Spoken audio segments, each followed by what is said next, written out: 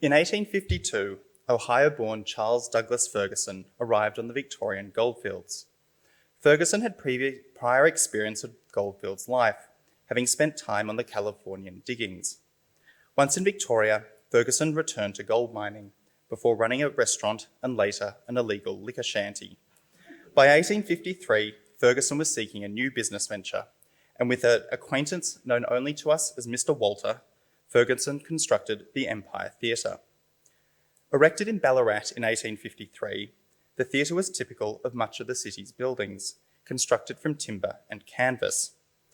However, the theatre did not remain in Ballarat long.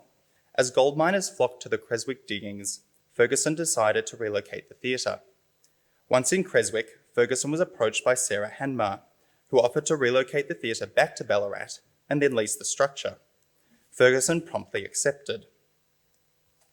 By 1854, the building had been re-erected at Red Hill and rechristened the Adelphi Theatre under Sarah Hanmar's management. Internally, the theatre was defined by its comparative austerity, with simple timber benches and canvas-lined walls. The only hint of internal enrichment came from the stage and its sets, seen here to the rear of the image. The external appearance of the building was equally simple.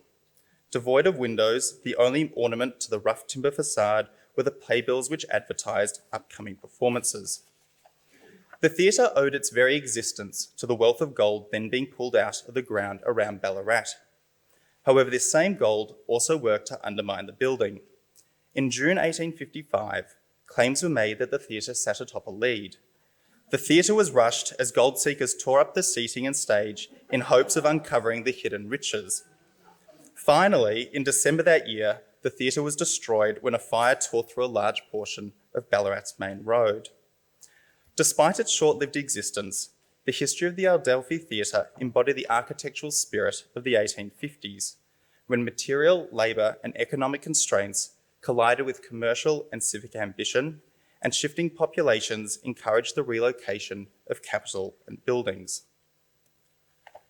The discovery of gold in 1851 was arguably the defining event of 19th century Victoria, laying the foundation for the colony's long-term economic development. By the end of the 19th century, Victoria's architecture was unrecognisable from the buildings which had been constructed during the earliest years of the gold rush. Today, when walking through the streets of Melbourne, Ballarat or Bendigo, many of the most lauded historic buildings are those which were constructed in the latter decades of the 19th century.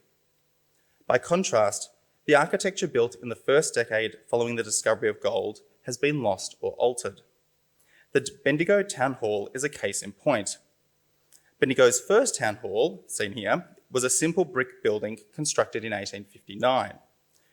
Today, it is encased by a larger edifice built in the 1880s. Although the buildings constructed across Victoria during the 1850s and early 1860s have largely been demolished or altered, as a collective, they remain crucial to understanding the social, economic, and physical development of the colony. Initially, material and labour shortages encouraged a temporary architecture, while throughout the early 1850s, the involvement of professionally trained architects was limited. Against these constraints, leading civic and mercantile figures sought to construct towns and cities which demonstrated the wealth and success of the colony's urban frontier. The architecture of the gold rush, therefore, represented a unique moment in the history of Victoria, as speed and ingenuity collided with an ambitious colonial population who sought to reshape their physical environment and display their newfound wealth. Beginning with the state of the colony's architecture prior to the discovery of gold, this talk will then consider the architecture of the diggings, the town, and finally the city between 1851 and 1861. Each of these realms offer their own challenges to those hoping to build. The diggings, with their highly mobile populations, necessitated an equally temporary architecture. In comparison, as towns developed, commercial and civic ideals informed building practices. Finally, the city, flush with wealth, was transformed by a newfound ambition for the colony's future. By 1850, Victoria was home to 60,000 people. The colony's architecture, once defined by slab or wattle and daub huts, was slowly reaching a state of early maturity, typified by the colony's capital, Melbourne. Viewed from the south side of the Yarra River, Melbourne appeared as a solid, if somewhat sparsely developed town. During the late 1840s, Melbourne's architecture had been transformed by an economic boom, as a wave of development swept across the city and its suburbs. Along Queen Street sat Charles Lang's recently completed Queen's Theatre, its pilastered facade and sumptuous accommodation praised as, quote, without hesitation, the most complete theatre in the colonies.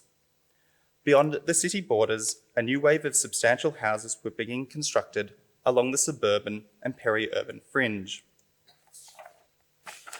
The architectural community had similarly reached a level of maturity. By 1850, over 20 architects had established practices in Victoria, almost all of which were situated in Melbourne. These architects were predominantly born in Britain, although their professional backgrounds varied, ranging from those with a formal architectural education and experience to individuals who entered the architectural profession with no formal training.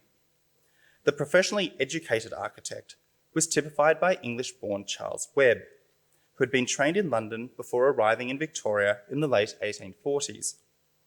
Webb designed a series of major public buildings across early Victoria, including St Paul's Church on the corner of Swanston and Flinders Street in 1850.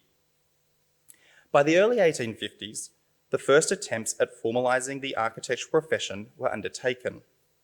In May 1851, just 1 month before the discovery of gold in Clunes, the first meeting of the newly formed Victoria Architectural Association was held. The first professional architectural society in Australia, the establishment of the association represented a critical moment in the development of a local architectural profession.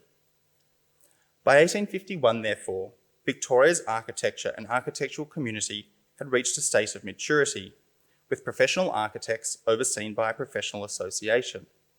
The buildings these architects designed were underpinned by increasing colonial wealth, as well as the availability of local labour and building materials.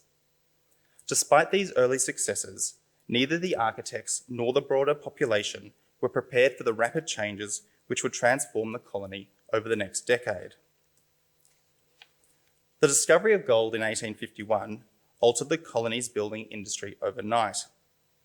As tradesmen rushed to the diggings, structures were left half-built, while the cost of building materials soared. St Paul's Church, then half-finished, was one of the few buildings for which work continued. Through threats, cajolery and hard cash, the contractor managed to retain a carpenter and a couple of stonemasons to keep the job limping along. The architectural community were not immune to gold fever. In October of 1851, with St Paul's still under construction, its architect Charles Webb joined a mining party and headed to the diggings. Webb was not alone. Across the colony, architects abandoned their careers in search of gold. In 1853, only 9 architects were listed in the colony's commercial directories, a nearly 70% reduction in just 2 years.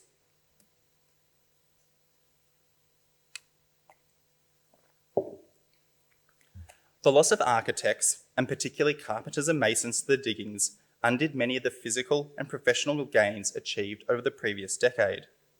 With the ranks of the building industry diminished, there was little hope of constructing the physical infrastructure necessary to meet the demands of the surging population. Residential architecture was acutely affected. Unable to house the growing number of migrants, in November 1851, the Victorian government allocated a block of land in Melbourne for migrant accommodation. Situated along the west side of St Kilda Road, the land was intended for tent-based living. Although originally a residential encampment, Canvasstown, as the area became known, quickly grew to house a variety of services, including butchers, stores, doctors, and entertainment facilities. Demand for the town was strong, and by 1853, one estimate suggested that the massive tents housed 6,000 residents. Yet by the end of that year, the town had developed a notorious reputation for crime and unsanitary conditions and was closed. The construction and ultimate demise of Canvasstown demonstrated the speed at which the building industry had been overwhelmed by the discovery of gold. Unable to meet surging demands, a tent-based architecture had taken root. This tent architecture ultimately outlived canvas town, becoming a hallmark of Victoria's architecture throughout the 1850s.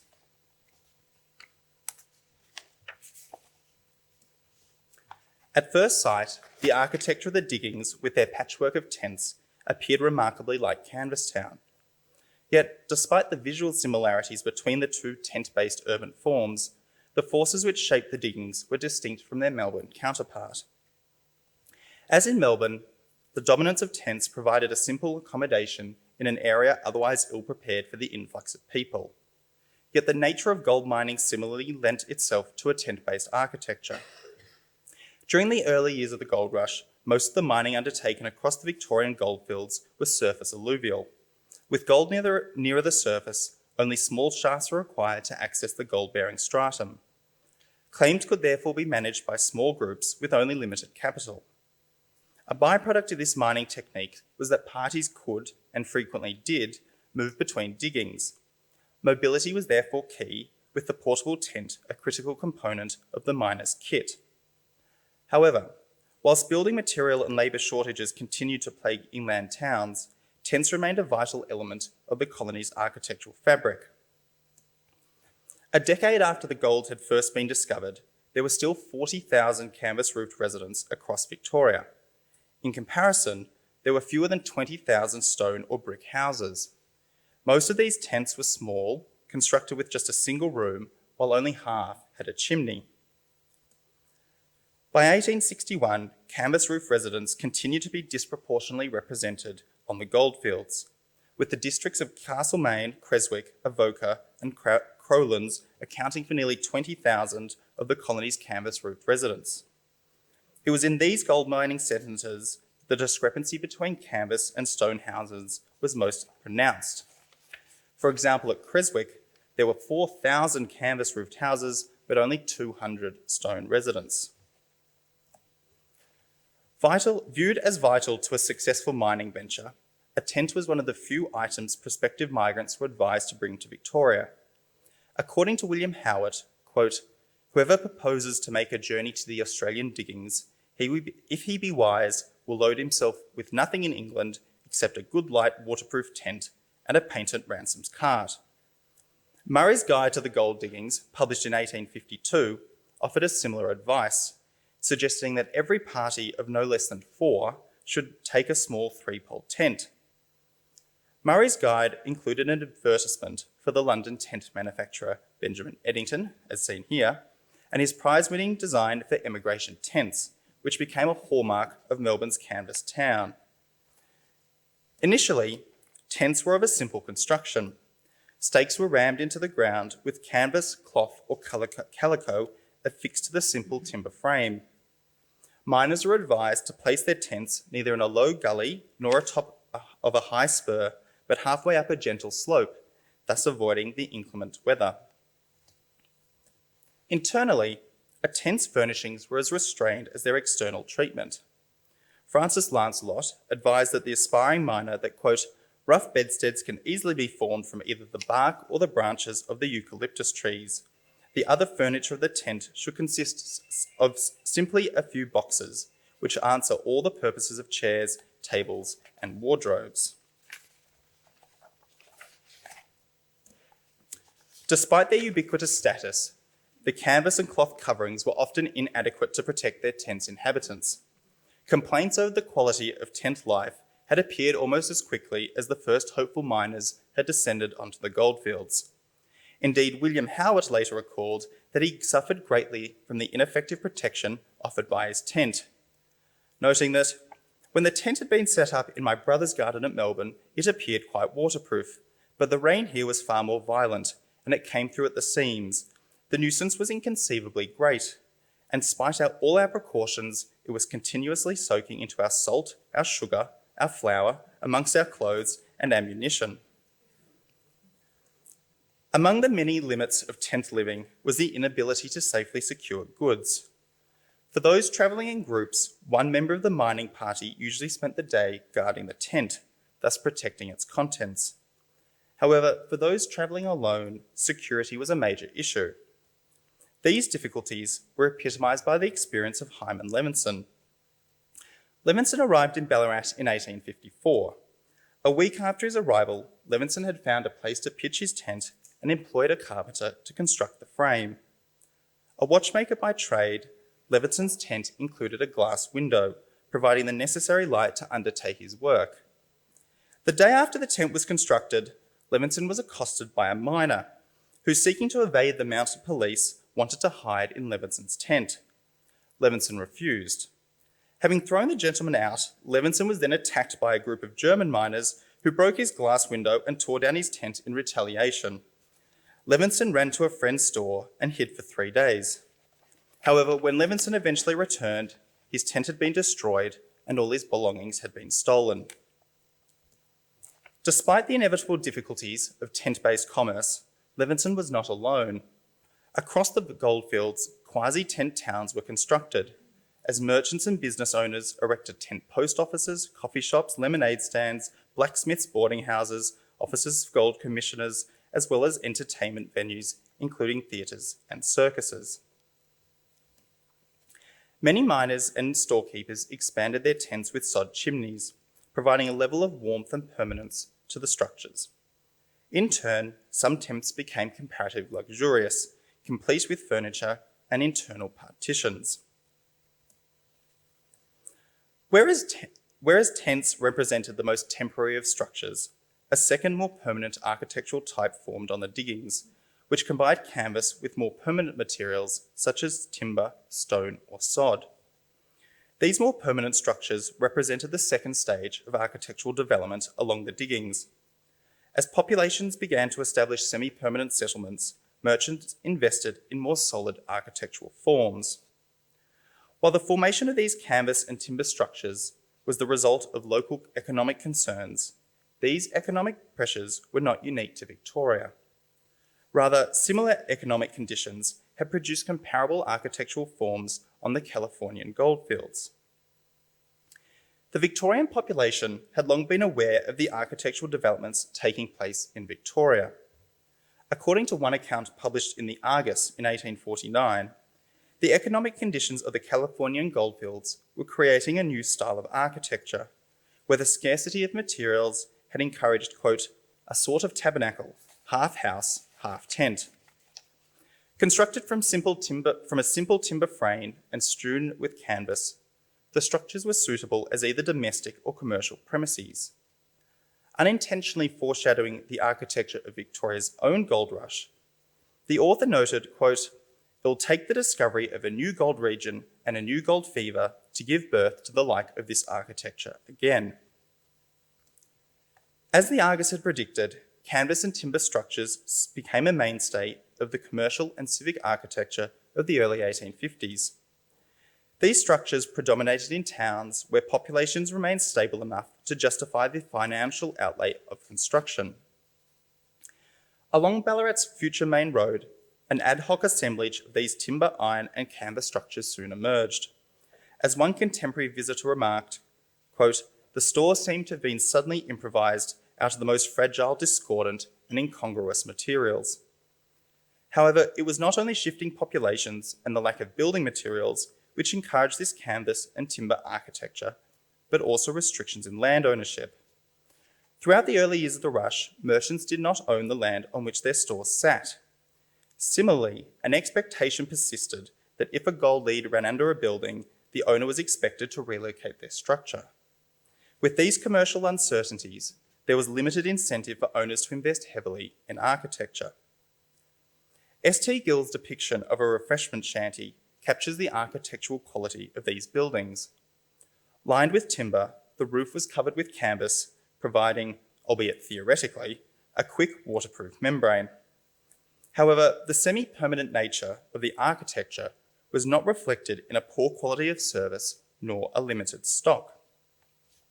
Rather, as William Kelly would later describe Bendigo in 1855, there were shops and stores and warehouses under canvas which for extent, management, internal arrangement and the value of their splendid assortments would have taken rank in any city as very superior establishments. However, by the mid-1850s, shifting mining practices were dramatically altering the architecture of mining towns.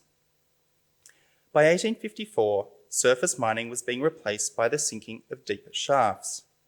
This shift in mining practices encouraged a more stationary population, with fewer miners following the shifting rushes across Victoria's hinterland. The mining of deeper shafts also required the outlay of greater capital, both financial and material. This, in turn, encouraged the solidification of further professions within gold mining towns, including lawyers and solicitors to oversee the management of mining enterprises and a swathe of engineering and building professionals to construct the larger mines. The population of the towns quickly swelled, and by April of 1854, Ballarat and Bendigo were both home to around 16,000 people, while Castlemaine held 12,000. This stability of population brought a new wave of architectural development. As one correspondent retorted, the construction of buildings across Ballarat, quote, manifestly proves the injustice of those who style us the wandering tribes of Ballarat. As the population continued to stabilise, the newly elected civic authorities began laying out towns. In 1856, the first land sales were held along Ballarat's main road, allowing the town's mercantile leaders to purchase the land on which they operated.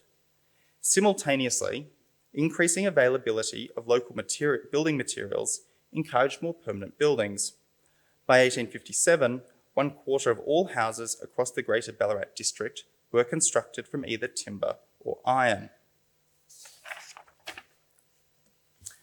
Similar shifts were evident in other towns. In Bendigo, the architect William Beebe later described the transformation of the town during the 1850s. Beebe noted that the shift away from alluvial mining encouraged a, quote, feeling of permanence within the city's architecture. However, this permanency did not necessarily equate to a unified urban environment.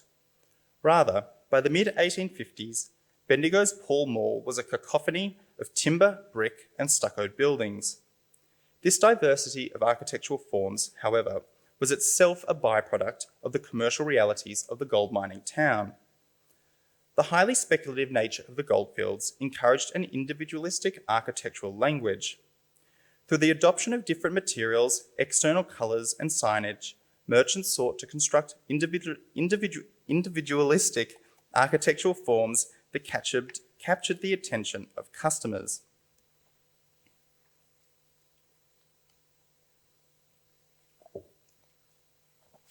As merchants constructed permanent shops along Ballarat's main road, they too sought an architectural form which would grab customers' attention. There, merchants adopted an architecture which utilised expansive glass facades and conveyed a sense of permanence, whilst also exuding an unparalleled commercial prestige. In turn, a false front architecture came to dominate the commercial landscape. False front architecture was defined by a highly ornamented facade, often with a high parapet that concealed the roofline. This ornamented facade was juxtaposed by the building's sides, which were constructed from a second-tier material such as timber or corrugated iron, and left blank and austere. The adoption of a highly ornamented facade was perceived as crucial for commercial enterprises, with architectural ornamentation a key advertising device. The Ballarat Times building, seen here on the right, is indicative of this design mode. Although the street-facing facade was defined by large windows and applied ornament, including pilasters, the building was actually constructed from corrugated iron. The facade was therefore an architectural illusion, suggesting an otherwise absent grandeur and monumentality. This focus on the facade was not unique to the goldfields. Discourse around street architecture, that is the way commercial architecture was viewed from the street, had long explored the use of ornament for commercial buildings. However, across Victoria's gold mining towns, false front architecture became a popular form for offices, stores, cafes, and hotels. Francois Cognet's 1859 series of lithographs of Ballarat's main commercial thoroughfares shows false-fronted buildings dominating the town. Alongside the Ballarat Times building, the Duchess of Kent Hotel, the Café de Europe, the Hermit's Cave Hotel, and the Eyre Brothers, all seen here, all adopted the mode. False front architecture remained a hallmark of gold mining commercial architecture well into the 1860s. A. Horbury of Bendigo adopted the form for his small iron and tin shop. There, a set of 3 simple pilasters hinted at a classical elegance in an otherwise simple timber structure. As with the previous canvas and timber structures, the economic and commercial realities which informed false front architecture had precedent in California and mining towns across the American West. Across American mining towns, buildings had been constructed where a strong focus was placed on the street-facing facade, with the sides of the buildings left blank and austere. In America, this false front architecture signalled a commercial and physical permanence in previously temporal mining centres. Indeed, the same logic can be applied to Victoria, where false-fronted buildings suggested a heightened level of permanence in towns only a few years old. One of the more prominent buildings along Ballarat's main road was the United States Hotel, seen here to the very left of the image. Constructed by 3 American migrants, the hotel was reportedly erected under the superintendence of one of the first architects in the colonies. However, the identity of this architect remains unknown. Regardless, the hotel was constructed within the typical American false front mode, the simple timber facade concealing a gabled roof, while the main architectural feature was the open balcony which ran the length of the building. The open balcony itself had precedent within commercial architecture of the American West. This has led some historians to argue that the use of open balconies across Victoria during the 1850s represented a direct adaptation of contemporary American design practices. In Bendigo, Simmons' Criterion Family Hotel adopted a similar quasi-American style. As with the United States Hotel, the timber building's main architectural feature was its grand open balcony and large parapet. As with so much of the early false front architecture, the Criterion Hotel was later altered, with the open balcony removed. Beyond false-fronted architecture, merchants increasingly built individualistic and imposing commercial edifices. One of the most unusual was the premises of Evans Brothers, constructed on Lydiard Street around 1859. Towering above its single-storey neighbours, the facade of the printing and stationery offices was defined by a recessed loggia which ran along the ground floor and provided critical shade and protection for customers. However, the building's most unusual feature was its painted ornamentation. Fleur-de-lis ran across the ground floor, while acroteria was stamped across archways and first-floor windows. Finally, a simple oval pattern was applied to the edge of door and window openings. Apart from the fleur-de-lis, the painted decoration was a simple attempt at mimicking classical architectural mouldings and elements. While the specific reasoning behind this design decision may never be known, painted elements likely provided a cost-effective solution to creating an ornamented facade. Although the architectural composition was highly novel, it appears that this novelty was not appreciated for very long. Within a few years, the painted facade had been removed, with, as can be seen on the left of this image, the underlying brick left exposed. However, by this point, Ballarat's commercial architecture had reached a new stage of maturity, as professionally trained architects established practices across the town. Indeed, by 1857, at least 9 architects were operating across Ballarat. In 1862, the local architect Charles Cuthbert designed an extension to Craig's Hotel, seen here in the centre. The hotel overshadowed its neighbours, including the building formerly occupied by the Evans Brothers and what had previously been the Ballarat Hotel, constructed in 1853. Unlike the architectural individualism which had defined the false front architecture of the 1850s and Evans Brothers' novel facade, Craig's Hotel was conceived within a firmly fashionable Italianate idiom.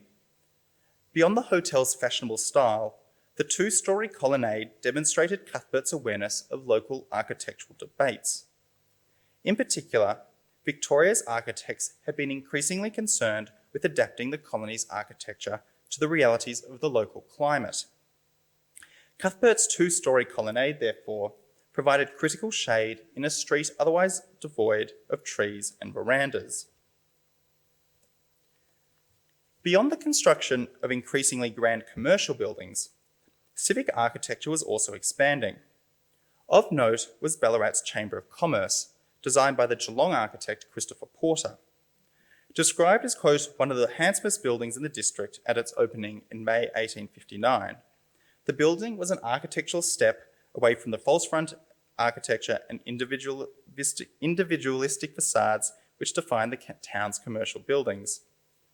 Rather, the two-storey building adopted the palazzo model with a rusticated ground floors and first-floor windows surrounded by a series of edicules.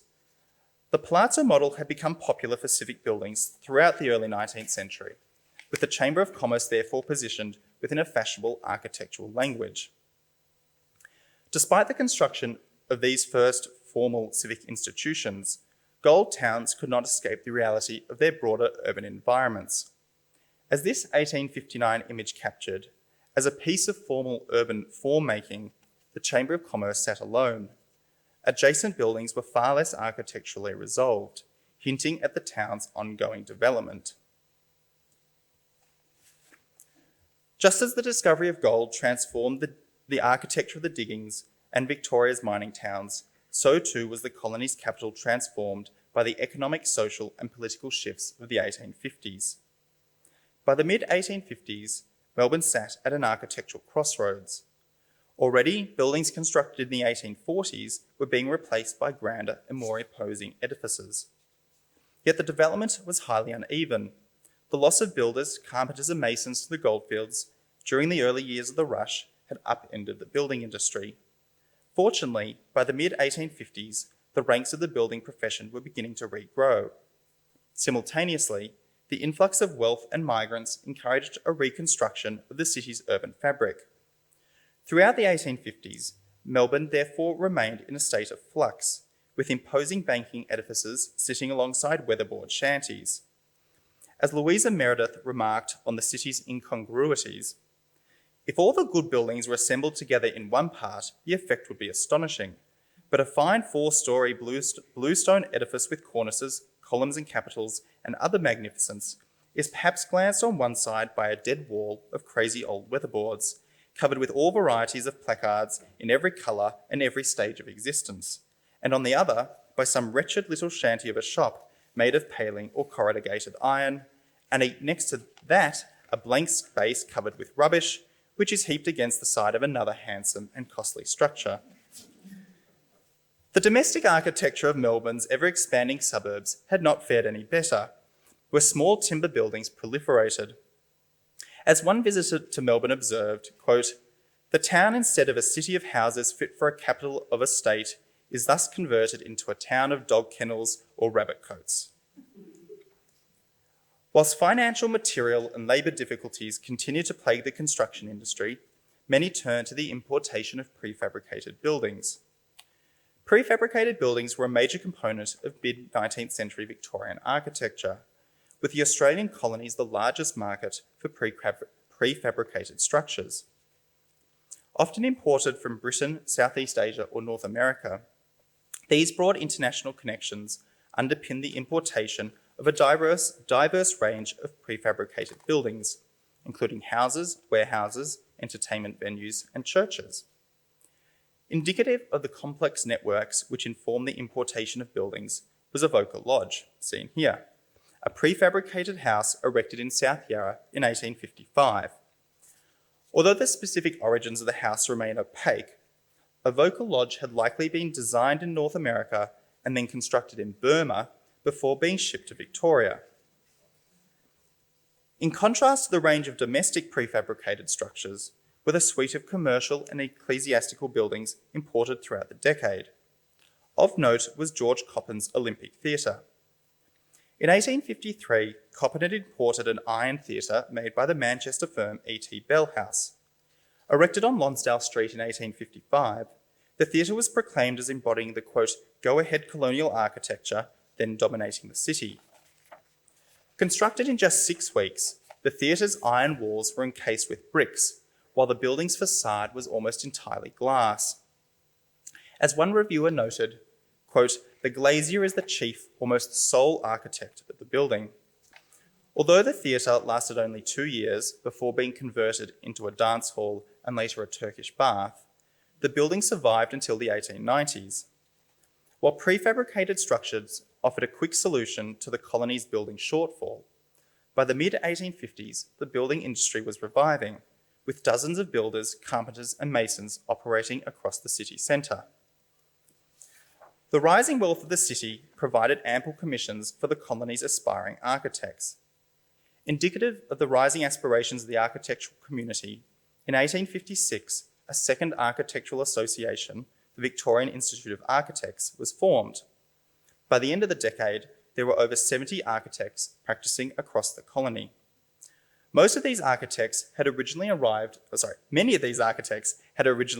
the intention of making their fortune on the goldfields. Such was the case for Tasmanian Thomas Crouch, who arrived in Victoria in 1852 before promptly travelling to the Bendigo and Beechworth diggings. Despite limited mining success, Crouch only returned to architecture 2 years later. Whilst the rising wealth had encouraged the expansion of the architectural community, perhaps the most important architectural shift was the emergence of an unparalleled ambition for the shape of the future city. This ambition was typified by the president of the Victorian Institute of Architects, John Knight, who, believing Melbourne was destined to sit at the centre of its own empire, declared, "A more fitting time than the present could hardly be chosen to emancipate the architecture of Victoria from the bondage in which it has been confined, and we should regard it as our bounden duty to pave the way for Melbourne becoming a great and magnificent city worthy of the obviously important destiny of this most favoured land. I say it is our duty to pave the way for this future empire." These architectural ambitions were promptly manifested within the city's civic buildings. In 1854, The Age published a map of Victoria. At the bottom of the map, seen here, were the proposed designs for Melbourne's major civic institutions. However, of all the buildings portrayed, only one had been constructed, the Town Hall, shown on the top left.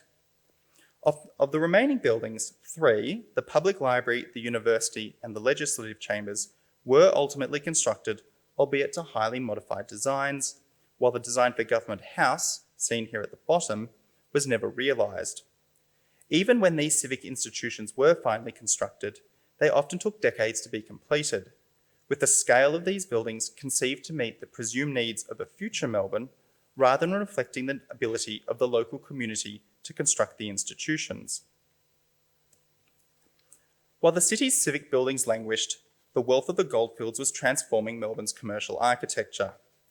Flush with cash, banks and financial institutions increasingly constructed masonry edifices along the city's commercial thoroughfares.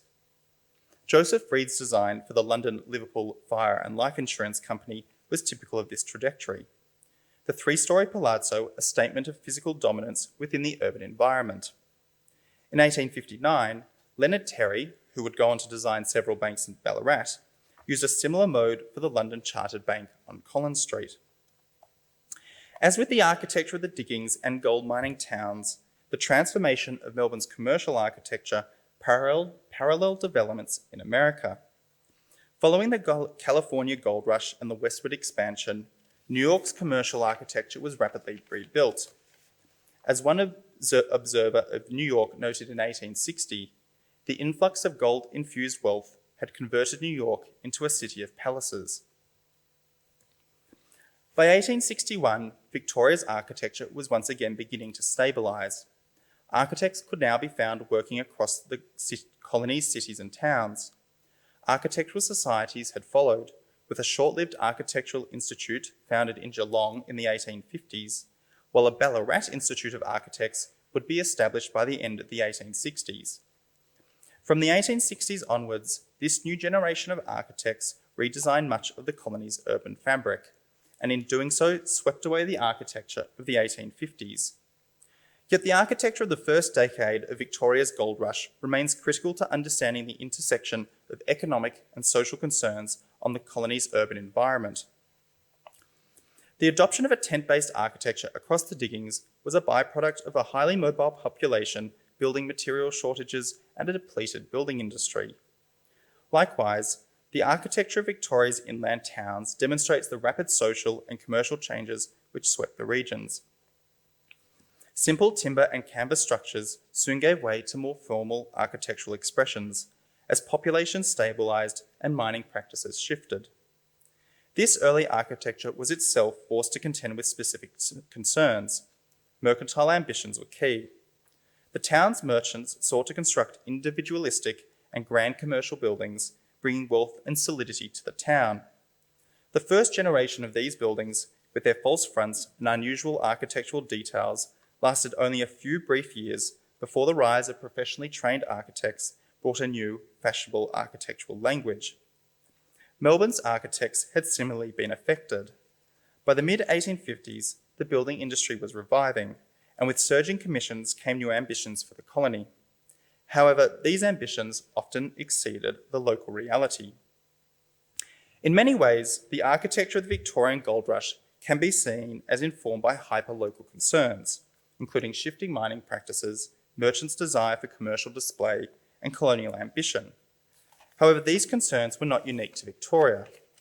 Across America, the California Gold Rush had produced similar architectural forms. There too, false front architecture and a commercial ambition came to dominate the cities and towns.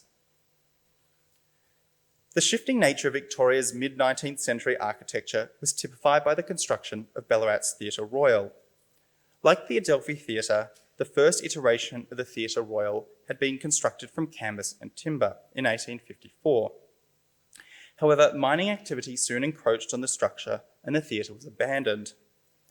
In January 1858, the colony's leading actor G.V. Brooke laid the foundation stone for a new theatre. The edifice, designed by Ballarat architects Bakehouse and Reynolds, was an imposing building with a highly ornamented facade defined by 6 Corinthian columns. The theatre, which also included a hotel, had cost £10,000, a far cry from Ferguson and Hanmar's Adelphi Theatre, erected just 4 years previously.